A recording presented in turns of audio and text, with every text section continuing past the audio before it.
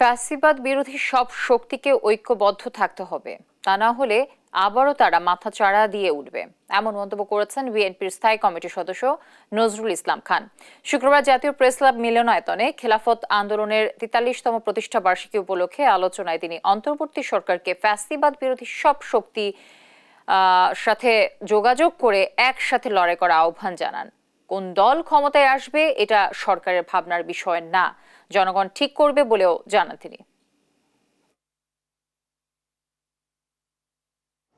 দেশে বিদেশে তাদের অনেক সুবিধাভোগী, তারা নানা নামে নানা কৌশলে এদেশে বিশৃঙ্খলা সৃষ্টির চেষ্টা করছে।